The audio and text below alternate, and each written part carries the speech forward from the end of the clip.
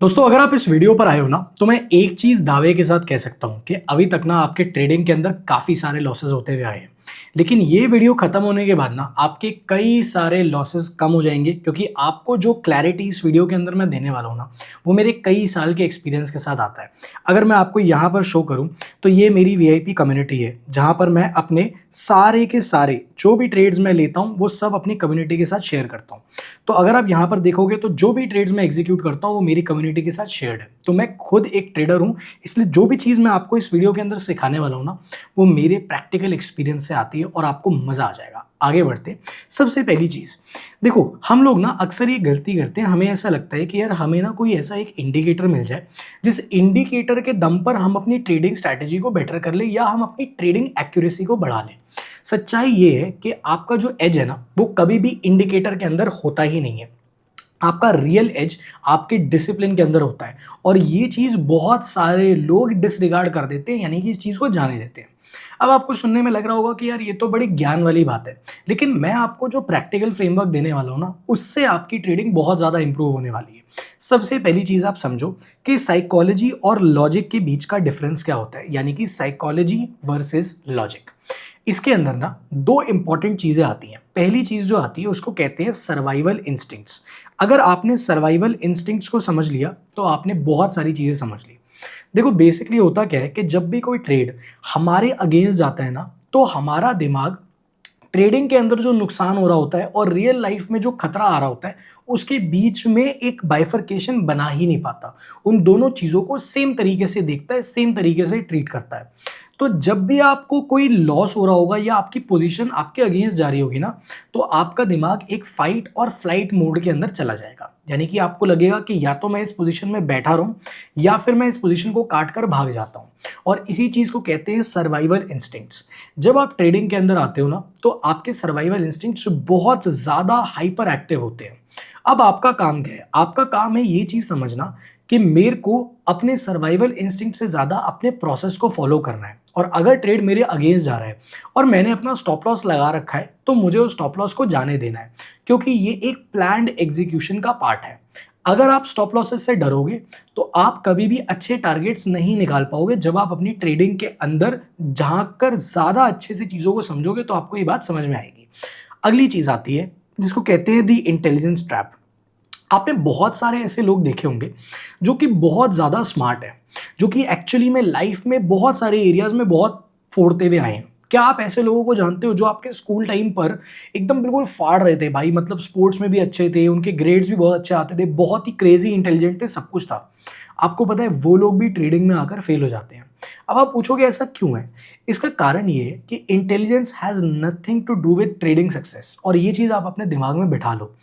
आप कितने इंटेलिजेंट हो इससे बिल्कुल भी फर्क नहीं पड़ता कि आपकी ट्रेडिंग कितनी अच्छी होगी या कितनी खराब होगी।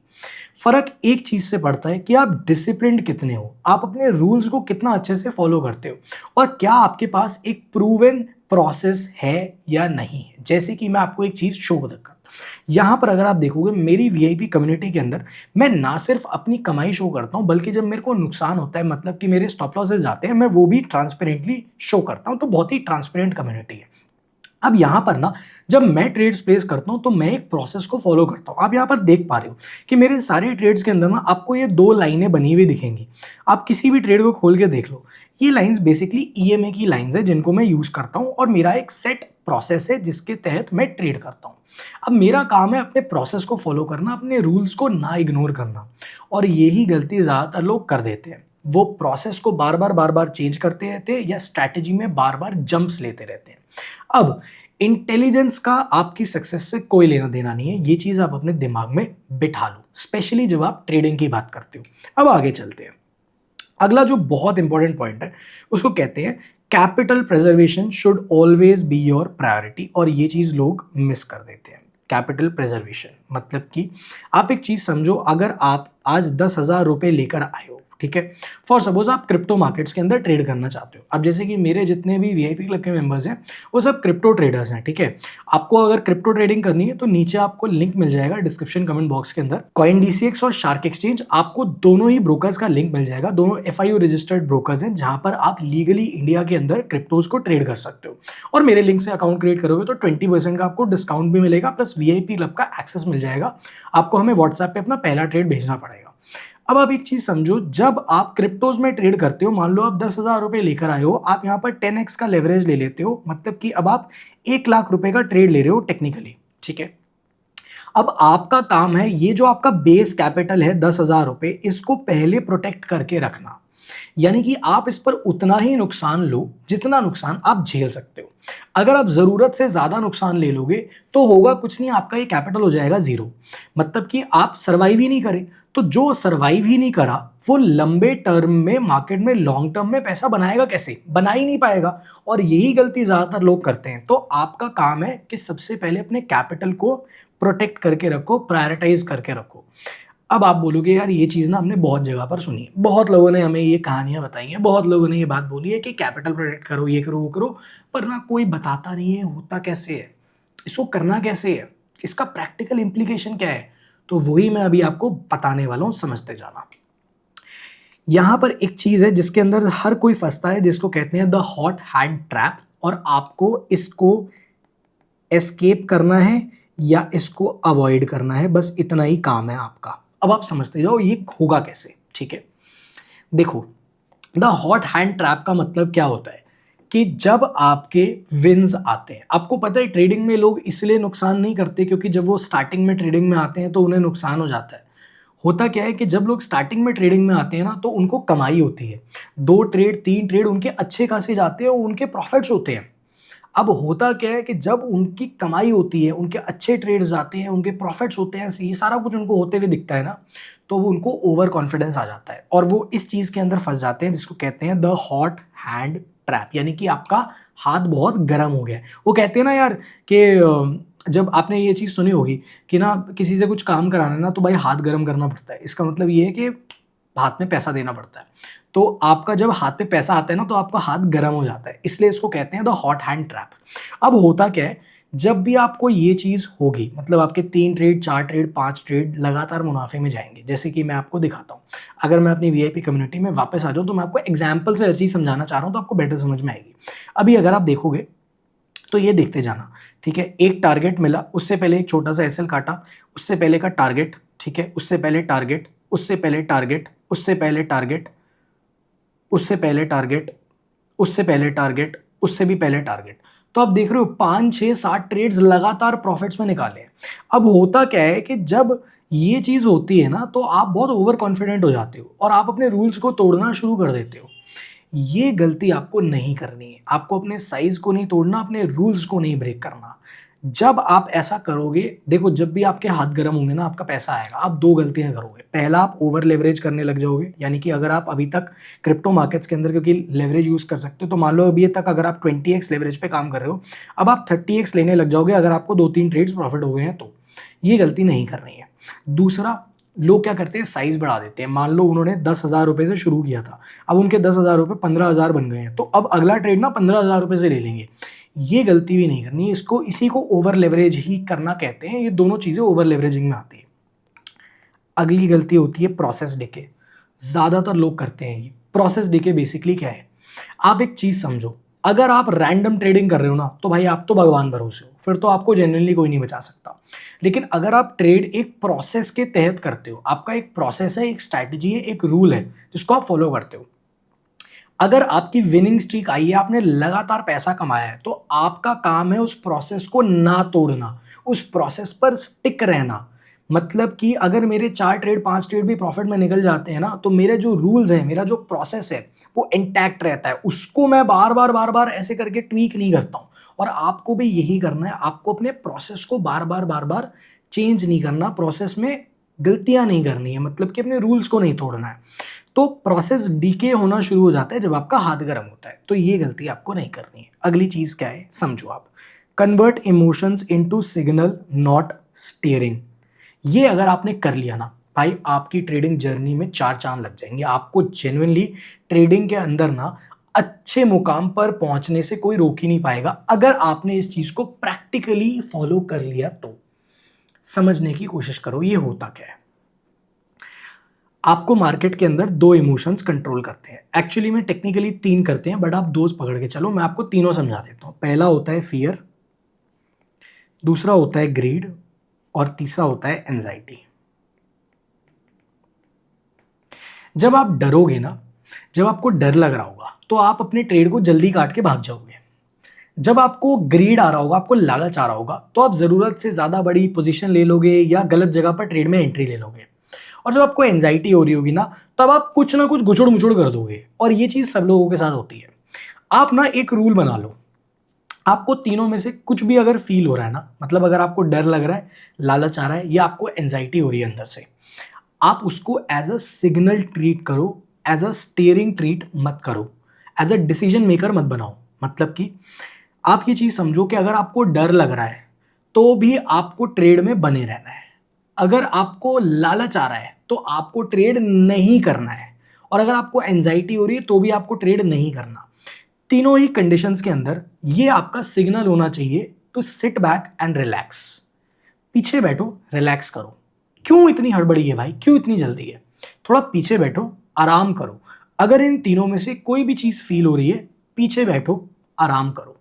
एग्जीक्यूट मत करो, स्टीयरिंग मत पकड़ो, पीछे बैठो, आराम करो। जैसे कि जब आप गाड़ी चलाते हो तो अगर रेड लाइट होती है तो आपका काम है आप आराम से पीछे होके बैठो, जब ग्रीन लाइट होगी तो आप स्टीयरिंग पकड़ो और गाड़ी को आगे बढ़ाओ। सिमिलरली आपको स्टीयरिंग नहीं पकड़ना है, इसको एज अ सिग्नल लेके चलो कि पीछे बैठना है, रिलैक्स करना है। और यहां पर 2 चीजें लोग गलती करते हैं, फियर में भी गलती करते हैं, ग्रीड में भी गलती करते हैं, और उनका सबसे बड़ी जो गलती होती है ना, वो सबसे बड़ी गलती ये होती है कि वो इन इमोशंस को डिसीजन मेकर बना लेते हैं। अगर आप इनमें से किसी भी इमोशन के दम पर डिसीजन ले रहे हो, भाई आपका लॉस होना तय है, कोई नहीं बचा सकता आपको, आप भगवान भरोसे हो फिर। ठीक है, आगे चलते हैं, अगली चीज को समझते हैं जिसको कहते हैं discipline is always designed before you trade.